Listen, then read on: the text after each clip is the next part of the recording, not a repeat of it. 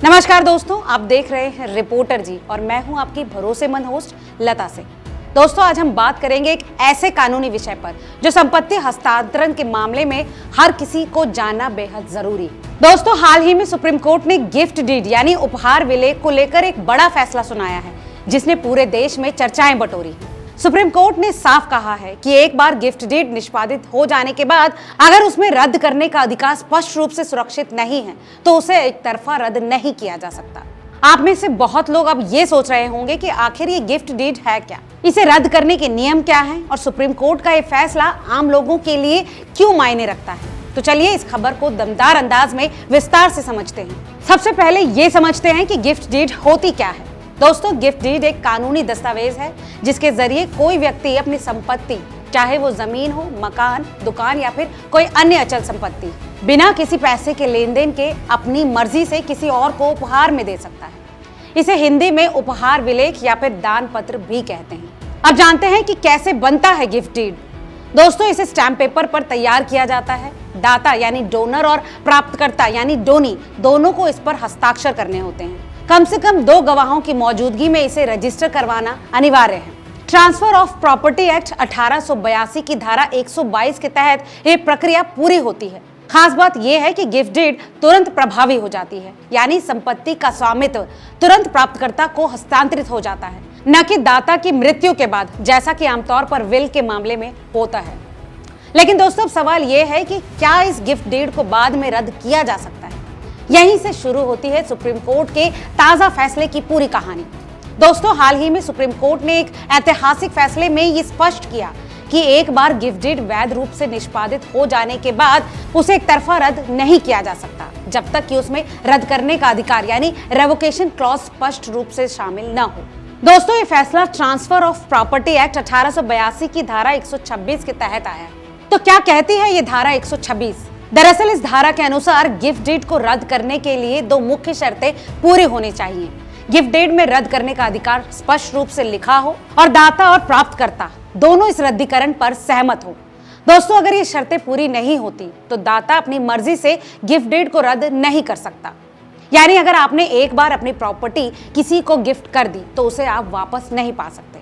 दरअसल इस फैसले का आधार एक ऐसा केस था जिसमें एक गिफ्ट डीड को रद्द करने की कोशिश की गई थी।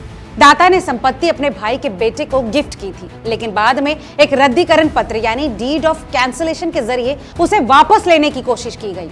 ट्रायल कोर्ट और फर्स्ट अपील कोर्ट ने इसे सही माना, लेकिन आंध्र प्रदेश हाई कोर्ट ने इसे खारिज कर दिया। सुप्रीम कोर्ट ने हाई कोर्ट के फैसले को सही ठहराते हुए कहा कि बिना आरक्षित अधिकार के गिफ्ट डीड को रद्द करना कानूनी रूप से गलत है। इस मामले में सुनवाई के दौरान जस्टिस संजय करोल और जस्टिस सतीश चंद्र शर्मा की पीठ ने कहा कि जब तक गिफ्ट डीड में रद्द करने की शर्त स्पष्ट रूप से नहीं लिखी जाती, तब तक इसे रद्द नहीं किया जा सकता।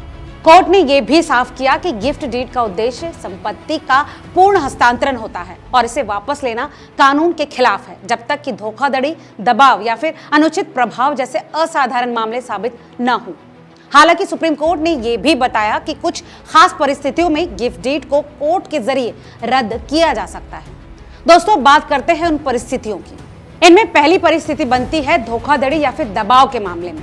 अगर गिफ्ट डीड धोखे, दबाव या फिर अनुचित प्रभाव के तहत बनाई गई तो कोर्ट इसे रद्द कर सकता है। उदाहरण के लिए, अगर कोई दाता को धमकाकर या फिर गलत जानकारी देकर गिफ्ट डीड पर हस्ताक्षर करवाए तो ये मान्य नहीं होगी।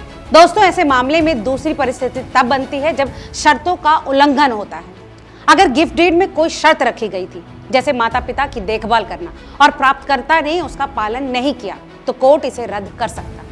खासतौर पर सीनियर सिटीजन एक्ट 2007 के तहत अगर बच्चे माता पिता की देखभाल नहीं करते तो दी गई संपत्ति की गिफ्ट डीड रद्द की जा सकती है। अब आते हैं तीसरी ऐसी परिस्थिति पर।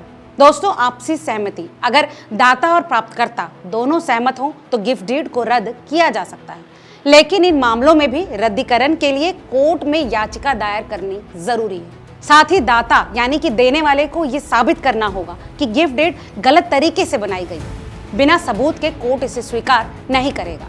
चलिए अब जानते हैं कि आखिर कोर्ट के इस फैसले का आम लोगों पर क्या असर पड़ेगा। इसमें पहला पॉइंट है संपत्ति हस्तांतरण में सावधानी। दोस्तों, अगर आप अपनी संपत्ति किसी को गिफ्ट करने की सोच रहे हैं तो गिफ्ट डीड बनवाते समय बहुत सावधानी बरतें। खासकर अगर आप रद्द करने का अधिकार रखना चाहते हैं तो इसे डीड में स्पष्ट रूप से लिखवाएं। इस फैसले का दूसरा असर होगा माता पिता के लिए राहत। दोस्तों, सीनियर सिटीजन एक्ट के तहत अगर बच्चे माता पिता की देखभाल नहीं करते हैं तो माता पिता अपनी दी हुई संपत्ति को वापस लेने के लिए कोर्ट जा सकते हैं। कोर्ट का ये फैसला बुजुर्गों के लिए एक बड़ा सहारा है। दोस्तों, कोर्ट के इस नए फैसले का बड़ा असर पड़ेगा कि कानूनी विवादों में कमी आएगी। अब गिफ्ट डीड को रद्द करने के लिए सख्त नियमों की वजह से लोग बिना सोचे समझे गिफ्ट डीड रद्द करने की कोशिश नहीं करेंगे, जिससे कानूनी विवादों में कमी आएगी। इसके अलावा रजिस्ट्रेशन का महत्व भी लोगों को समझ में आएगा। गिफ्ट डीड का रजिस्ट्रेशन अनिवार्य है। बिना रजिस्ट्रेशन के कोई भी गिफ्ट डीड वैध नहीं मानी जाएगी और ये भविष्य में विवाद का कारण बन सकता है। तो दोस्तों, अगर आप भी गिफ्ट डीड बनवाने की सोच रहे हैं तो इन बातों का ध्यान रखें और हमेशा एक अनुभवी वकील से सलाह लें ताकि गिफ्ट डीड सही ढंग से तैयार हो। अगर आप भविष्य में गिफ्ट डीड रद्द करने का विकल्प चाहते हैं तो इसे स्पष्ट रूप से डीड में शामिल करें। गिफ्ट डीड पर कम से कम 2 गवाहों के हस्ताक्षर जरूरी है।